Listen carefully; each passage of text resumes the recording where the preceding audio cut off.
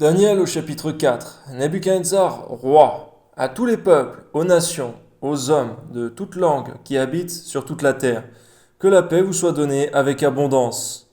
Il m'a semblé bon de faire connaître les signes et les prodiges que le Dieu suprême a opérés à mon égard. Alléluia. Que ces signes sont grands, que ces prodiges sont puissants. Son règne est un règne éternel et sa domination subsiste de génération en génération. Merci Seigneur parce que Nebuchadnezzar, Seigneur mon Dieu, te glorifie abondamment, Seigneur mon Dieu, dans cette lettre. Amen. Moi, Nebuchadnezzar, je vivais tranquille dans ma maison et heureux dans mon palais.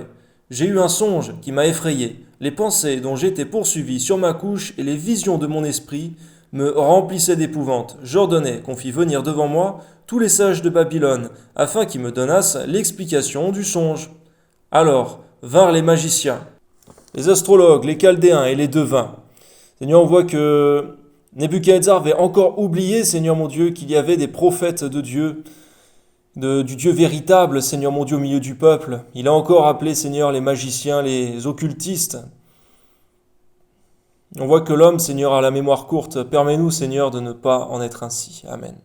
Donne-nous de repasser tes bontés, tes merveilles dans notre cœur. Amen.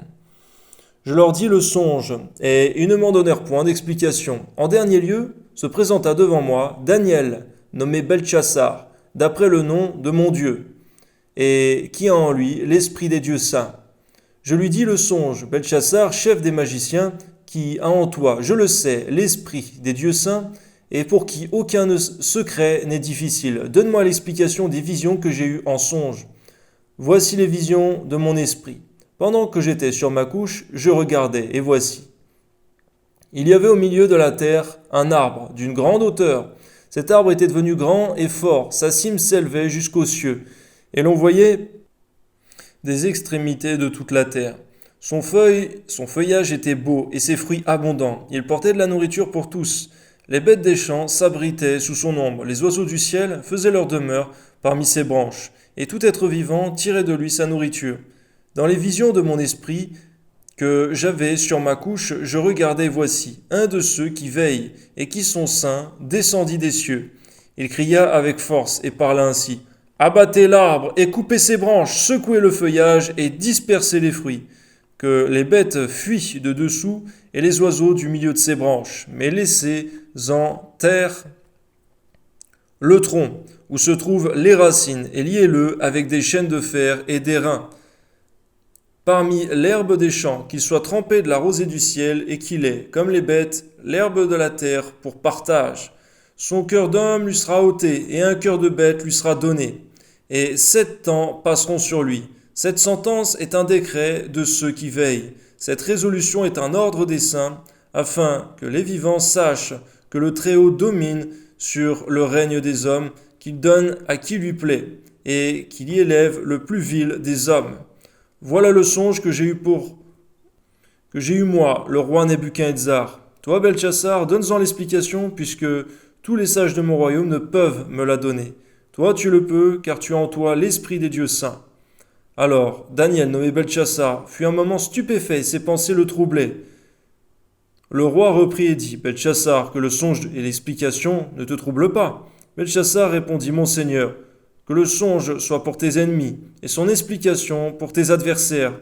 L'arbre que tu as vu, qui était devenu grand et fort, dont la cime s'élevait jusqu'aux cieux, et qu'on voyait de tous les points de la terre, cet arbre dont le feuillage était beau et les fruits abondants, qui portaient de la nourriture pour tous, sous lequel s'abritaient les bêtes des champs, et parmi les branches duquel les oiseaux du ciel faisaient leur demeure. C'est toi, ô roi, qui es devenu grand et fort, dont la grandeur s'est accrue et s'est élevée jusqu'aux cieux, et dont la domination s'étend jusqu'aux extrémités de la terre.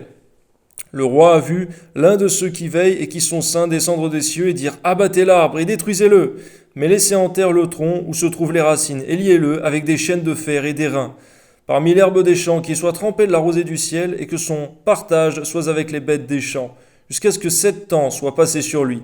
Voici l'explication au roi, voici le décret du Très-Haut qui s'accomplira sur mon Seigneur le roi. On te chassera du milieu des hommes, tu auras ta demeure avec les bêtes des champs, et l'on te donnera comme aux bœufs de l'herbe à manger.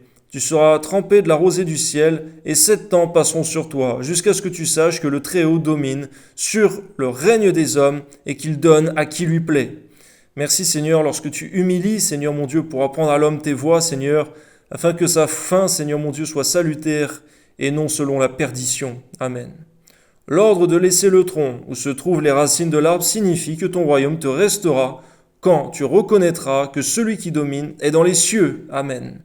C'est pourquoi, ô roi, puisse mon conseil te plaire, rachète tes péchés par des bienfaits et tes iniquités par la compassion envers les malheureux, et ton bonheur pourra se prolonger.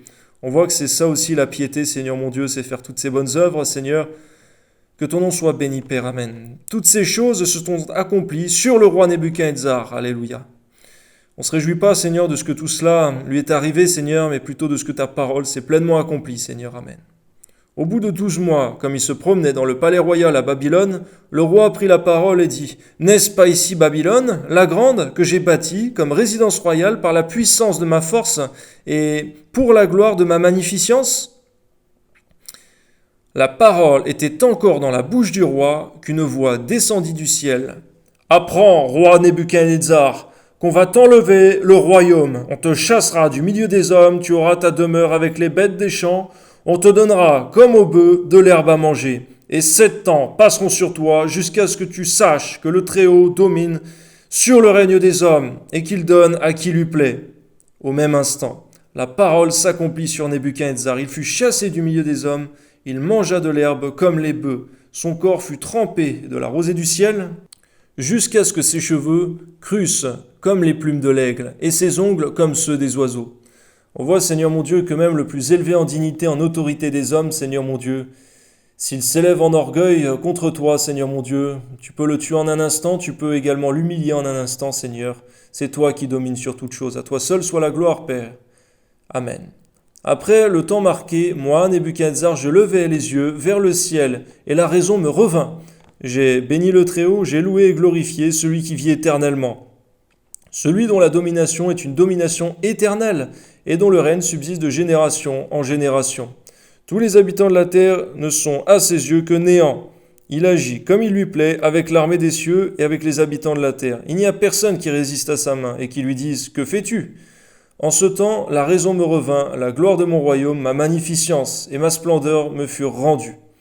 Mes conseillers, mes grands me redemandèrent, je fus rétabli dans mon royaume et ma puissance ne fit que s'accroître. C'est vrai, lorsqu'on te met en premier, Seigneur mon Dieu, tout ce dont nous avons besoin, Seigneur, nous vient par-dessus. Tes promesses sont toujours fidèles, elles ne manquent pas de s'accomplir. Amen. Maintenant, moi, Nebuchadnezzar, je loue, j'exalte et je glorifie le roi des cieux, dont toutes les œuvres sont vraies et les voies justes, et qui peut abaisser ceux qui marchent avec orgueil. Gloire à Dieu, Seigneur, pour l'humilité que tu amènes dans le cœur même des plus orgueilleux, Seigneur. Tu fais passer par l'humiliation, Seigneur mon Dieu, ceux qui sont orgueilleux de cœur, Seigneur. Que ton nom soit béni, Père très saint, Seigneur, car c'est vrai, Seigneur, nous ne sommes que chair et poussière, mais toi tu es tout puissant, tu es éternel. À toi seul soit la gloire, Père. Amen.